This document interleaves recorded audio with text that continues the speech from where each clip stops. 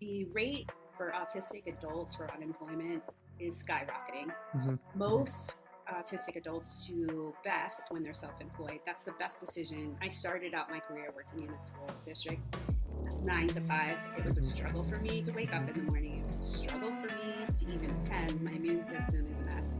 And so I think I had the most absences than anybody. Mm-hmm. And when I switched over to self-employed, it was just incredible because I was my own boss. I could accommodate myself the way I needed to.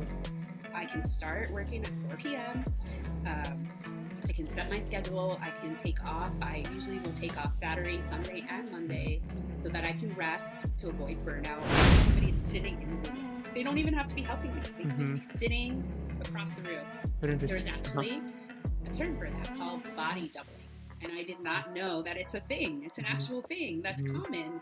I would get so much slack growing up and be told, you have to be independent and you're dependent on people, and that's a bad thing. And it's actually not.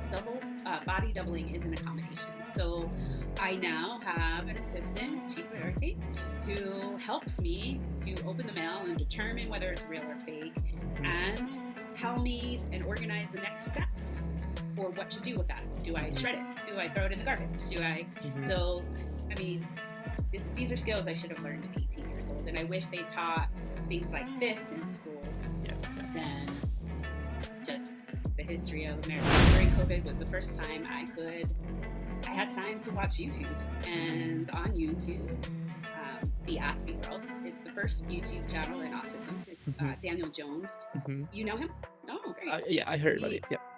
He was late diagnosed as 26, and he thought 15 years ago to pick up a camera and document everything from his diagnosis journey to the struggles. And so I reached out to him. At the time, my music artists weren't doing much, and it looked like he didn't have a team. So I reached out and asked him if he wanted some help. I had some extra time, and within 48 hours, I had the key to the kingdom, so to speak. And we've been working together for over 4 years now. It's been such an honor and a pleasure to learn from the founding father of YouTube channels for autism.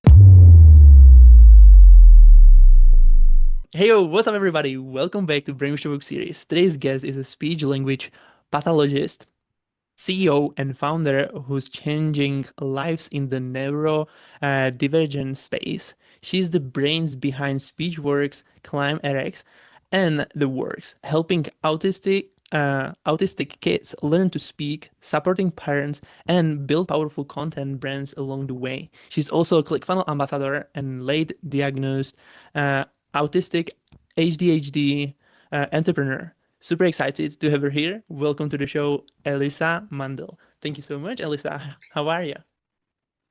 I'm great. Thank you for having me on today, Adam. I'm so excited Thank you so to much chat for with you. being here. Super excited to have you here and super pumped for this conversation. Um, I'm really excited to hear your story and how did you get into, entrepreneurship and, how it all started for you because, I'm really really curious about what actually made you to do that. So if you are open to that, you can share a little bit of story about you. How did you get into entrepreneurship? And yeah, we can start from there. Sure, I guess I'll start at the beginning. So I grew up without a diagnosis. I was late diagnosed autistic and ADHD, going for my third master's degree in speech language pathology. At that time, I'm very lucky to have been diagnosed at that time. Um, and I immediately after graduate school opened a private practice there about 30 years ago, and I've been searching out the most progressive techniques in the world, not only to help my non-speaking speech delayed autistic clients, but to help myself as well. Mm. And so I've combined all those approaches, progressive approaches, into one approach called SpeechWorks by Elissa. Mhm. And I have a private practice Mhm. for over 25 years, and I've never had to market. Everything has gone through word of mouth, not just Mm. in the city I live in, Mhm. but all over the world. But I can only see a handful of clients and help a handful of families. And most of my clients stay with me quite a long time, so it's not like I have a revolving door where the Mhm. door opens. Yep. Yep. Um, So I've been searching, I would say, for the last decade for a way to get my treatment approach out to more families all across the Mm-hmm. world. Mm-hmm. A lot of my parents, they feel that it would be a tragedy if I left this earth without my product being a household name. They Mm-hmm. have, before they came to see me, they were told repeatedly over and over their children would never talk, their child will never talk. And then here they come into my office and I'm like, prognosis is excellent. And here they are talking and thriving independently. My very first client, I didn't have as progressive techniques as I have now. So things have changed drastically. Mm-hmm. But my very first client, 25 years ago, he has graduated college.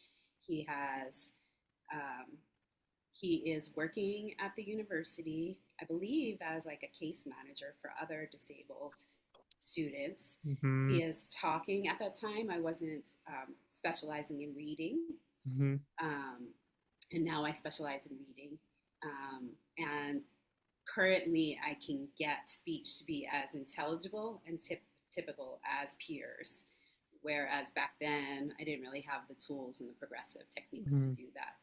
So things have come a long way. And before COVID, um, in addition to being a speech language pathologist, I am into the entertainment industry, specifically here in Las Vegas. And I've done social media marketing and managing for DJs and bands. And so I have a close knit group of people in the entertainment industry who are supporting me and cheering me on. So back Mm-hmm. then, about 10 years ago, we all got together and they recommended I put up cameras and scenery in my office and document the progress for the purpose of a documentary. They also recruited a team from Intervention. It's a series, I think it was on Lifetime back Mm-hmm. in the days. So I had a full team, I had production going, and then COVID hit, Mm-hmm. and that changed the lives for everybody. It it actually projected me in an area that I never thought I would be in. So during COVID was the first time I had time to watch YouTube. Mm-hmm. And on YouTube, the Aspie World, it's the first YouTube channel in autism. It's Mm-hmm. Daniel Jones. Mm-hmm. You know him? Oh, great. Yeah, I heard about it. He, Yeah. he was late diagnosis 26, and he thought 15 years ago to pick up a Mm-hmm. camera Mm-hmm. and document everything from his diagnosis journey to the struggles. Um, and so I reached out to him. At the time, my music artists weren't doing much, and Uh-huh. it looked like it looked like he didn't have a team. So I reached out and asked him if he wanted some help. I had some extra time, and within 48 hours, I had the key to the kingdom, so to speak. And we've been working together for over 4 years now. It's Mm-hmm. been such an honor and a pleasure to learn from the founding father of YouTube channels for autism. He really encouraged me to get my treatment approach out. Mm-hmm. I'm a behind the scenes girl, and he said, get in front of the camera. And it took me some time to get comfortable. I'm still not 100% comfortable, but I'm getting there. Yeah. Yeah. And at the time that I met him, I also started learning from Tony Robbins and Mm-hmm. spoke to some Tony Robbins coaches who gave me some great videos to build mindset, to Mm-hmm. prepare myself. Mm-hmm.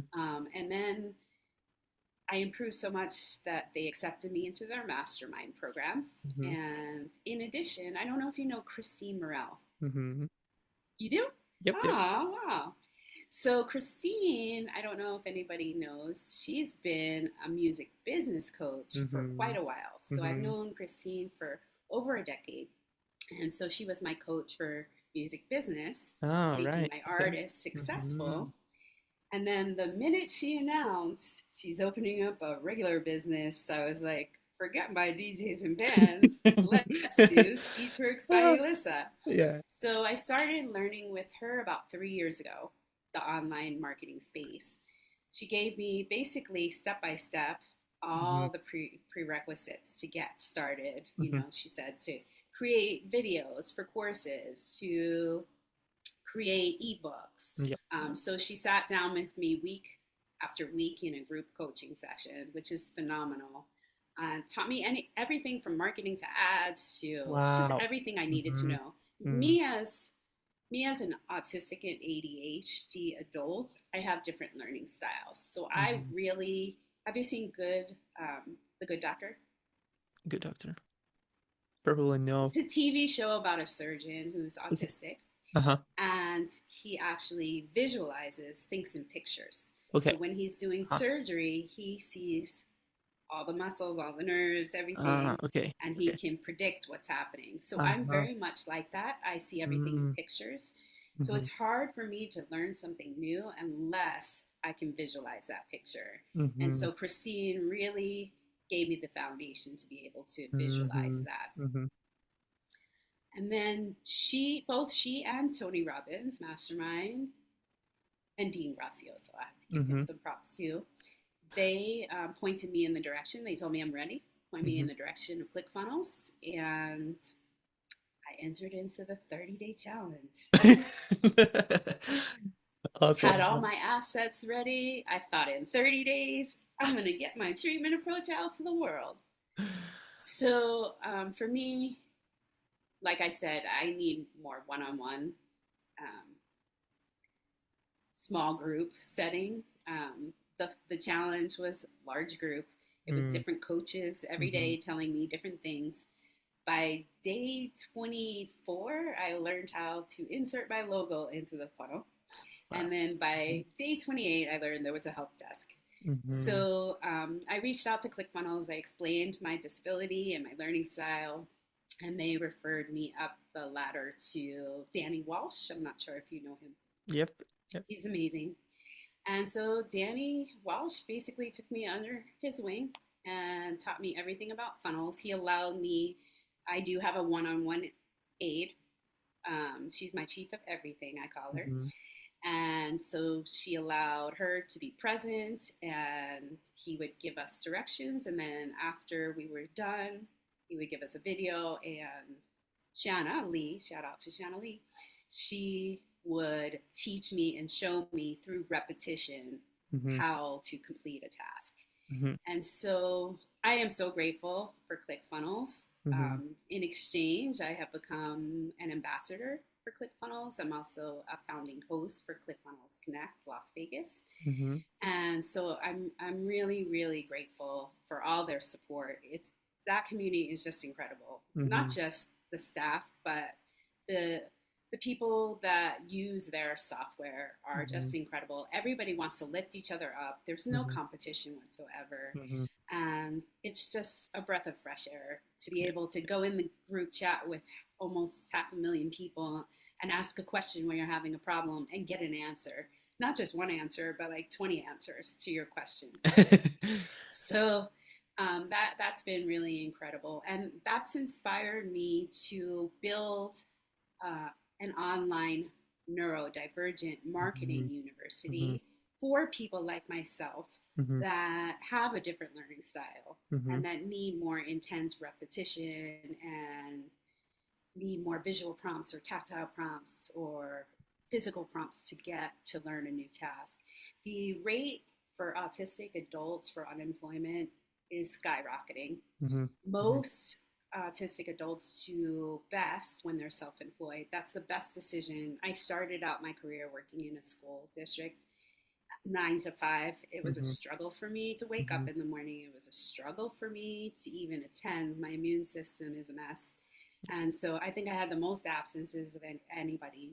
And when I Mm-hmm. switched over to self employed, it was just incredible because I Mm-hmm. was my own boss. I could accommodate myself the way I needed to. I can start working at 4 p.m. Um, I can set my schedule. I can take off. I usually will take off Saturday, Sunday, and Mm-hmm. Monday so that I can rest to avoid burnout. Mm-hmm. Um, so I have been working behind the scenes to put together this program. We hope to release it officially in 2026. Uh-huh. We have a whole bunch of ClickFunnels ambassadors that are co-founders of this Very cool. program, and Yep. we're Yep. excited to release it. We'll do one-on-one tutoring in there, have some coursework they have to go through. We're going to detail the curriculum. And then once they're done with the curriculum, we'll place them in an internship Mm-hmm. with a company. And then after that, a graduation and certification for them. So Yeah. they can either take their knowledge and bring it to the world, or they Mhm. can work for somebody else. So it Yeah. gives them an opportunity to be employed. Yeah. Very, very cool. Super cool. I love this story and the journey that what did you went through? What did you go through? And basically, I would love to you know, prior that, like when you been, a kid and going to school, have you been always how did you what did success actually meant in your younger ages? What was life like without a What diagnosis? what success meant in your younger ages actually? Like what meant success for you? I'm not sure what you mean. I mean, like when when we are born and when we Mm-hmm. are raised by our parents, most of the time there is a certain script that we are kind of handed, and most of the people are following the script, like even though they not even thinking about that there is something different that we can try and do. So I would love to know like what success meant for like how success should look like for you at that level. Like when you've been kid, how like who you should become to be like successful, for example, in your point of view or your parents' point of view, for example. Oh, okay. So when I was younger, Mm-hmm. um, I don't know if you know, but autistic individuals have what we call special interests. And Uh-huh. that's basically what we focus on intensely, more Mm-hmm. so than the average person. For Mm-hmm. me, it was music. I had Uh-huh. an AM radio in my crib. Um, People would ask me what I want to be, and it would be somebody in a band. So I got close. I'm not in a band, but I lead the band. Yeah, yeah. Um, so that is something I always wanted to be in entertainment. Uh-huh. Uh-huh. Eventually, I wanted to basically, my family Uh-huh. encouraged me to get a job Ooh, that would okay. bring in Okay. an Okay. income. Okay. And so they weren't very happy with me exploring the entertainment industry. Ooh, I had a okay. lot of family Yep. members who Yep. were in the industry and starving artists at the time, not so Mm, much today, but at the mm-hmm. time beginning. Mm-hmm. And so my family was worried about an additional struggle for Mm. me. Yep. So I still stayed in the arts, and I originally set out to be a scenic designer. At the Mm-hmm. time, that was lucrative in the entertainment industry. Yep. And for me, I don't know. I'm like Forrest Gump. Have you seen that movie? Forrest Gump, yeah. Very Yeah. interesting. Okay. So I feel like Forrest Gump, like where I accidentally fall into things. Ah, Um, wow. I ended up I ended up failing out of classes. I now know, because I wasn't diagnosed at the time. Uh-huh. I now know why I failed. I was at Mm, University of Maryland in the mm-hmm. classes. I had thousands of people in the classes. Mm-hmm. The instructor Mm-hmm. looked like an ant from where I was sitting. It was hard to concentrate. And so the first semester, I think I got a 0.75 GPA. The Mm-hmm. highest is a 4.0. Mm-hmm. Anything under a 2 is bad. Mm-hmm. I was doing fairly poor, and the the walk to class was just I remember I had to like go through a chicken coop. That this was the shortcut, by the way. Go through a chicken's coop, up a mountain, like a big steep hill, Yep. Yep. up like 100 steps, and then across campus to my classroom. So by the time I even got there, I was like exhausted. Um, Yeah. Uh, so by second semester, my family said that you need to start thinking about um, leaving that school and starting over, mm-hmm. because there was no way I was going to get my GPA up. Mm-hmm. So the second semester, I didn't even go to classes that I knew I was going to fail. I'm Mm-hmm. going to fail anyway. Why go? I was a pom pom girl at the time. So I really focused on that. That was fun and part of entertainment. Yeah. And yeah, my family said, "Did you find a new school yet?" And I'm like, "I did." And this was on the phone. And they were like, "What school?" I'm like, "I got into Barnum and Bailey's clown school." And my father was silent, and my mother was like, "Are you kidding?" And my dad was like, "I don't think she's kidding." And a clown would have been perfect for me. It's nonverbal. When I was diagnosed, they found my verbal skills were well below average. My performance skills were genius. Mm-hmm. So I was trying to find a nonverbal career.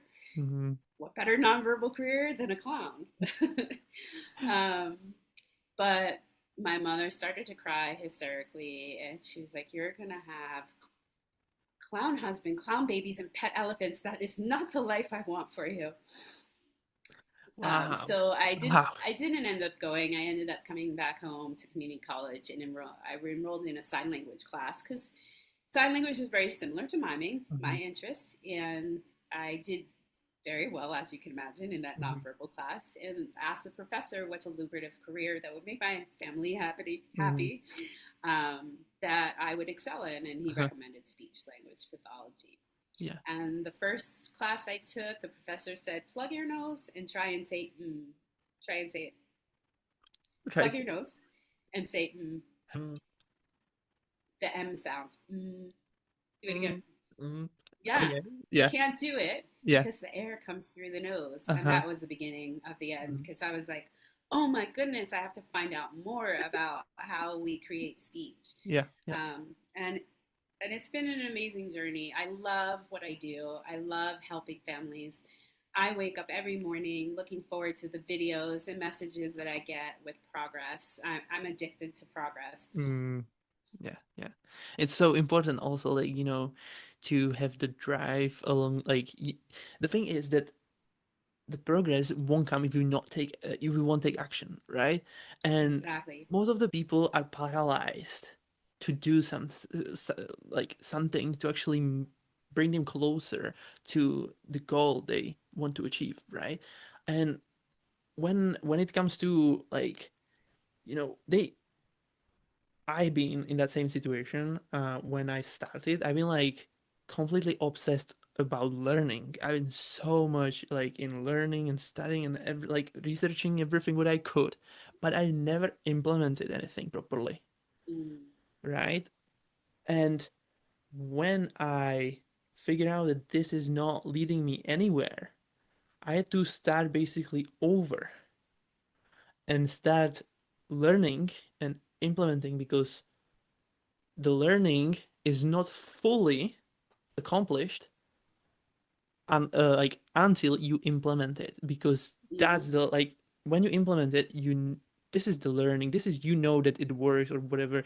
So you are not just learning, like, the all the things, like what it can happen or what it couldn't happen, but when you actually do it, you will actually see like what is the real thing. So, and did you have like this type of problems in your on your way when you jump into entrepreneurship, or even like, yeah, probably jump into entrepreneurship?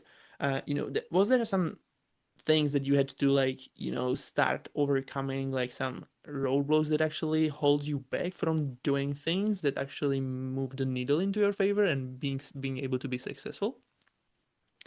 Yes, it was challenging to, it's taken years for me to learn. Mm, I'm not saying that it's going to take other people years to learn, but like I said, I need to see that visual in my head. So something new, I really have to study yep, in yep. order to Uh-huh. envision it. And so transferring over from private practice to online coaching Mm-hmm. was a challenge. Mm-hmm. It meant organically to get my treatment approach out organically. I Mm-hmm. had to be the face behind the product. I had Right. to learn how to talk. I told Mm-hmm. you verbal skills is not my strength, it's my weakness. And I know it looks easy. It looks like I'm great at talking to you. If the topic is about my special interests, which is music, autism, social media marketing, or online business marketing now, the most recent special interest. If it's about my special interest, I will talk to you all day. Very You change interesting. the topic Uh, about the weather or something I'm not interested in or something I can't even visualize, Mhm. I will become selectively mute. I will not talk. I will Mhm. not know how to respond. I will pretty much walk away from those conversations. Wow. Mhm. Um, so it has been a challenge to get in front of the camera. Mhm. It was, I already explained the challenge of learning funnels.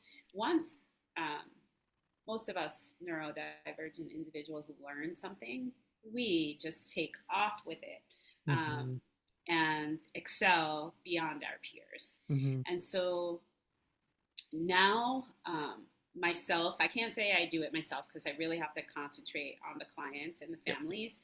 But Shannon and I, as a team, we are Mhm. knocking out funnels left and right now. So, although it was a challenge at the beginning, now we're used to it. It's part of our routine. Mhm. I can visualize it, and it's not so much a challenge. Mhm. Um, the other thing is social media marketing.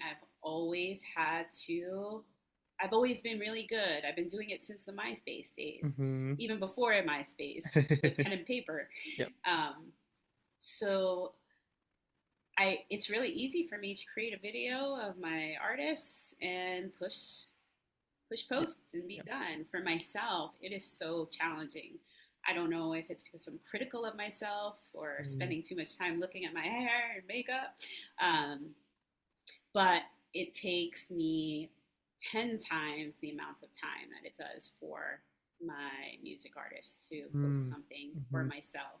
Doing something for yourself, right? Mm-hmm. Okay. I think Okay. another challenging thing, which has been helpful, I was casted for a TV show called The Legacy Makers. Uh-huh. It's coming, it's actually just starting to release. Mhm. Um, I film my episode next week, so it Mhm. should be coming out soon. I'm really excited. But Legacy Makers is a Shark Tank influenced show. It's Mhm. produced by Rudy Moore. I don't know if you know him. He's Yeah. the red guy. He's Okay. brands everything Yep. red. Yep. Yep. Oh, you're yeah, He's I know. absolutely Yeah. Yeah. Yeah. Yeah. Really yeah, know. he's Yeah. absolutely amazing. I am in his mastermind program, and every Mhm. Monday, he is the only person in the world that could get me up on a Monday morning. But through him, I've learned so much about Mhm. online marketing Mhm. um, to get my product out there, like the offers, Mhm. what type of offers. His feedback has been just incredible Mhm. to my progress. Yep. Yeah. So, yeah, He's actually originally from UK. yes, Uh, yeah, yes, he I know. is. I think his I heard his wife story. is, yeah. Yeah, I heard his story. It was really interesting actually to see that, like, and listen to that because it's like the mindset of like his mindset from so young age. Like, we've been Mhm. literally figuring the real estate type of thing like from young age, and that was actually the thing that actually led like allow or like gave him the opportunity to move to US basically, right? Mhm. So crazy, so interesting. I love that. Um, but yeah, so back to I would love to actually ask you, you know, when you how you actually dealing with your like limiting beliefs, how you trying to figure them out and go through them even though it's hard. What limiting beliefs? I have always, because I've suffered so many challenges through um, childhood and high school and early college years. I was just used to having Mhm. challenges, Mhm. and for me, a challenge is like a game. I'm going Mhm. to excel no matter what. I am not going to fail. That's really cool. And so that, I think that background, I do tell people I'm actually glad I wasn't diagnosed because people would push me to do things. They tell me you Uh-huh. can do it. Hmm. And so I forced myself to do it. And one thing that when I was diagnosed, the neuropsychologist told me was that because my performance skills were so high and my verbal skills were weak, I would overcompensate for my weaknesses with my strengths. Mhm. So I creatively, with great intuition, Mhm. accommodated myself. So, for an example, I was very fortunate enough that my grandmother, Rose Mhm. Mandel Rudy, she created a religious institution, a Mhm. temple, Mhm. and I was forced to go, obviously. But that background as a child growing up gave me experience to become a teacher's assistant there to teach Mhm. younger children. Mhm. And so when I was done with that program by the age of 16, I had developed and started a special education classroom to train to train children Mhm. in sign language to do their bar mitzvahs and bat mitzvahs in sign language, Yep. or just like some words here and there. So to make it special for those families. Mhm. So at an early age, I was making a decent income, and I couldn't read. I could barely write or type, and I would. I was just like, I can't do it, and nobody's Mhm. helping me. I keep Mhm. telling them I can't read or write, and they keep giving me glasses, and that doesn't help. So I would pay people to read and write for me. Uh-huh. That's just one example of how I accommodated myself. But basically, one of the skills, my greatest skills, is to be able to ask for help. And I know a lot of people Mhm. out there, that's a weakness for them. And so if I need help with something, I will find a person to help me. And I won't just find this guy or that guy. I go directly to the top to find the help. And So I good. think that's what makes me really successful. So I mean, at the beginning, like I said, getting in front of the camera and talking like right now would have been impossible 3 years ago. Mhm. It took a lot Mhm. of training, a lot of practice. So I'd say that's my biggest challenge. But the videos that I received from Tony Robbins and Dean Gracioso really help with mindset to build confidence. Mhm. Um, and I'm really grateful for that. But I think that was a big weakness when I started the online Mhm. marketing Mhm. Mhm. business. Would you say that, the being uncomfortable in front of a camera has something to do with the old wiring of yours, like when you've been like, growing up with, with those basically I'm going to say like problems, uh that like how other people sees you. Would you say that they had the influence on that, how you showing up, basically, that you are like not confident enough, or like what is the like, yeah, what do you think It about it? wasn't, I don't think it was necessarily confidence, although Mm-hmm. that has increased with practice. I think it's just experience. Like I said, Mm-hmm. I have to Yeah. be able to Yeah. visualize things and practice things in repetition before I master them. Mm-hmm. And so I have always been the girl that's behind the scenes Yeah. and Yeah. not talking. So to be immersed Yeah. in a field Mm-hmm. where I have to have a presence and I have to talk is challenging. It's not Mm-hmm. easy. Mm-hmm. And so that's what I Yeah. would say Yeah. Yeah. is Yeah. Very, very the interesting. hardest Yeah. part of this. Uh-huh. But I'm getting there. I'm getting there. Oh, How do you think totally. I'm Yeah, yeah, doing? yeah. You are doing great, like you are Great. awesome. Yeah, loving it. And but what you went through, like, I'm just admiring you because of that. You're awesome. What, like, did you Thank change you it, so like how you much. could change it, so it's just super inspiring. And I have, like, because my thoughts about schooling are that those, like, people or teachers, basically, they are having they are they have no, like, they learn stuff but they never did it, right? Hmm. And so they learn it from the books, and they basically get the job in the Hmm. school, and then they are teaching people, kids, the same way as they did, right? And there is a, like, lots of people, or lots of, the way that how they teach is like everybody is different in learning, right? And there are students that they are super, like, smart and getting like A's everywhere from every subject, right? And I've been kind of like studying those type of things, like what is actually, like, why they are so good at like what studying and so on. And the thing that came up to me, like, from right from the beginning, was that everybody's learning different way, right? And the teacher is probably teaching the way that the kid getting the best way, but there are 50% of the group, basically, of the class, they are learning different way, right? For example, they are more like visual person, or so. Hmm. And then there is the way that there is a, like, I had the opportunity. I had the experience that my teacher in the school in English classes, she told me that I should never leave our country because I can't learn languages. So I should stay in our in the country. But the first thing that I did, I actually moved to England. So it was like I exactly did the opposite what they told me because I'm Mm-hmm. like nobody going to tell me what I can do or what I Good for can't, you. right? Exactly. So but the thing is that then there are people who are saying that, you are dumb or something like that. But this is not a problem of the kid, I would say.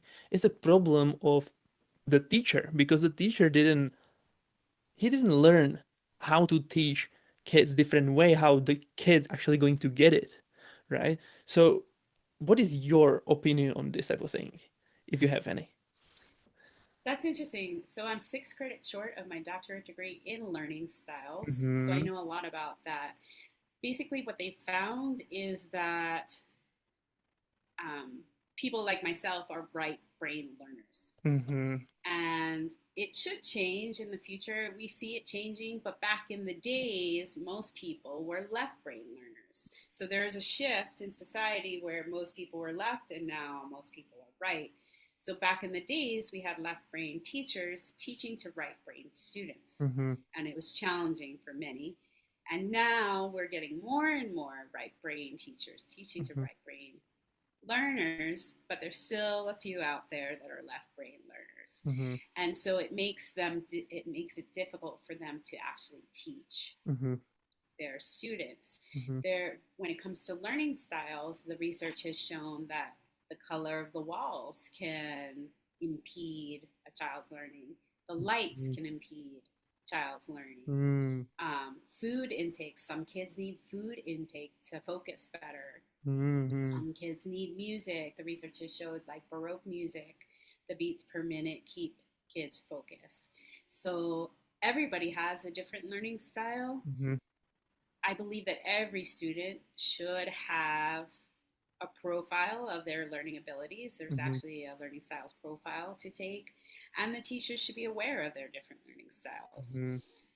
Unfortunately, right now, unless you have a diagnosis, in America, Mm-hmm. you don't get accommodations or that information isn't discovered. But I Mm-hmm. think it should be given to every student. Yeah, yeah, You're a teacher, that's your job to teach your students, and you should be teaching them yeah, their yeah, learning yeah, styles. yeah.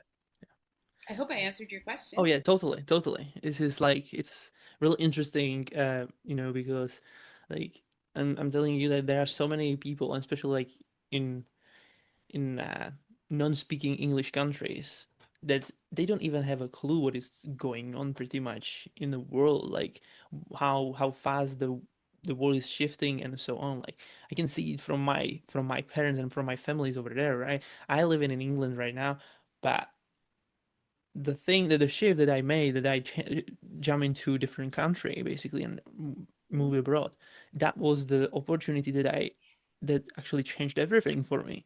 But if I would stay there, I would, like, I can't even imagine like what it could, like how the What life life would. would have been like. Yeah, so crazy, Mm-hmm.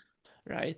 So, and it's like it's how difficult it is to actually accept it because you see people who you really care about struggling, or Mm-hmm. they don't even care about what the life could be like, right? Because they Mm-hmm. don't even have the opportunity to probably like see people that can or talk to people that can actually uh like enhance the capacity of their brain, or like actually help them to see the world in different ways. Mm-hmm. And I like when I'm talking to them, it's so hard. Like I have to when I getting back to our country and going back here, I have to be like 5 days just like refreshing my brain to actually get back into the rhythm that Mm-hmm. I've been like working on and so on, right?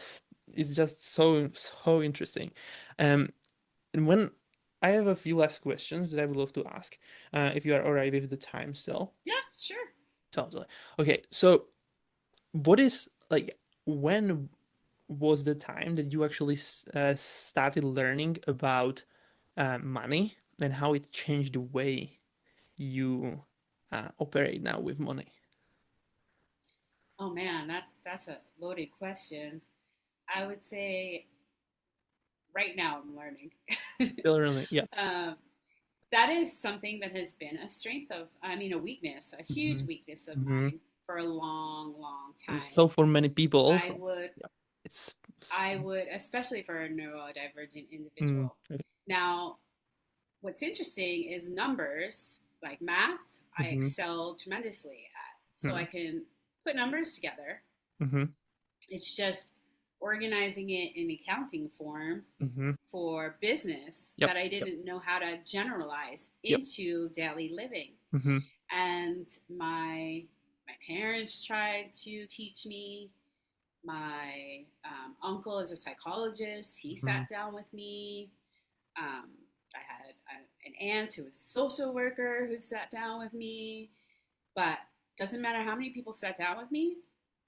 And now I know after meeting Daniel from the ASCII world, mm-hmm, and I booked his podcast for a good couple of years. And so mm-hmm, I met so many influencers in the field. Um, and that was the first time a few years ago that I learned that a lot of symptoms that I had mm-hmm, back in the day or currently were normal for autistic individuals. mm-hmm. And so what I've learned now is the reason I wasn't successful in my late teens, early 20s at managing my finances was A, the challenge of even walking to the mailbox Wow. was Okay. incredibly overwhelming. Uh-huh. More so, the challenge of opening mail Uh-huh. was super challenging. Mm-hmm. I didn't know what was real and what wasn't real. I don't know if in the UK you get a lot of spam in the mail, Yep. but we get a lot of spam. Then, if something came about money or bills, something I had to pay, it overwhelmed me. So, all just going to the mailbox, opening the mail, and trying to read it Mm-hmm. was so overwhelming it would cause burnout and me to not Mm-hmm. be able to get out of bed for 3 to 4 days. So Wow. after many attempts, my dad became officially, once I opened my practice, officially my chief financial officer. Mm-hmm. Unfortunately, Yeah. he does have dementia, so he is not in that role. So when he started to decline with dementia, I basically had to reach out for help. And I'm trying to teach myself those skills. But one thing that's very popular, and I again just recently found this out that it's normal for autistic individuals, is I've always known that I can excel and do well if somebody is sitting in the room with me. They don't even have to be helping me, they could just Mm-hmm. be sitting across the room. Very There is interesting. Uh-huh. actually a term for that called body doubling. And I did not know that it's a thing. It's an Mm-hmm. actual thing that's Mm-hmm. common. I would get so much slack growing up and be told, you have to be independent and you're dependent on people, and that's a bad thing. And Mm-hmm. it's actually not. Body doubling is an accommodation. So Mm-hmm. I now have an assistant, chief of Mm-hmm. everything, who helps me to open the mail and determine whether it's real or fake Mm-hmm. and tell me and organize the next steps or what to do with that. Do I Mm-hmm. shred it? Do I throw it in the garbage? Do I? Mm-hmm. So, I mean, these are skills I should have learned at 18 years old, and I wish they taught things like this in school Yeah. Yeah. than just the history of America. Um, It's not just that. I think so, it's like in all over the world, mhm, and it's such an important, like, this is a stepping stone to entrepreneurship to actually understand finances, right? Because mhm, this is like it's I didn't even like I haven't really started with business, like my first attempt to jumping into something like on my own. I started mhm. with trading, like literally because I'm really Ooh, good at math.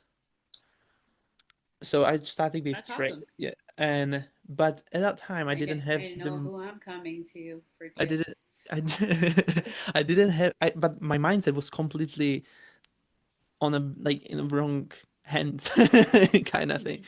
Mhm, So and when it comes to like, doing a investment and so on, it's like it's all about mindset. You have to mhm. be really aware of your emotions and be really like be able to like manage them because it's like you can lose so much money and you can also make so much money, and there is like no limits. You can Mhm. just take it out or put it out. And this is like, yeah. So it's so for somebody who's starting out, it's so difficult, and especially if they don't even believe that there is something like a mindset that you have to learn and become a person to actually be able to, Yes.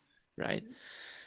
Anyway, thank you Yeah, and so that's for much. just Yeah, the yeah, general. yeah, yeah. That's just for the general population. When Mhm. you talk, add a diagnosis of autism on top of it, you need to break those steps even further down. And so that's the reason I want to create this university. That's the reason Mhm. that I teach my clients about financing and taking care of their own finances to be independent. A lot of these parents are that's a pain point for them. Mhm. They are like upset and worried about what's going to happen to my child once I leave this earth. Yeah, So, yeah, yeah. Anyway, thank you so much. It was amazing to have you here. Super cool conversation. Thank you for uh, all what you've been sharing and being able to know you better, because this is insane and amazing. You are so inspiring. Um, I have a last question for you. okay. Um, and I'm asking this question mainly everybody who is on the show, and that is, if this interview would be the last that you would ever done, what would you want to leave as a message for everybody who's listening? That your child can talk and thrive. You just have to find the right therapist, the right support team, and the right approaches for your child. Amazing. Thank you so much. Where people can find you to support you, connect with you. Yeah, They can find me. I'm on all social media platforms, and it's Speechworks by Elissa, and that's ELISSA. You can also go to www.speechworksbyelissa.com. We are coming out with a new one because that is really, really a tough one. So I believe our new one is going to be yourchildcantalk.com. awesome. And for everybody who's listening, if there's something in you, don't ignore it. Share it with someone who needs it. Subscribe, leave a review, and remember, you weren't born to follow the script. You were born to be free. Bye, everybody.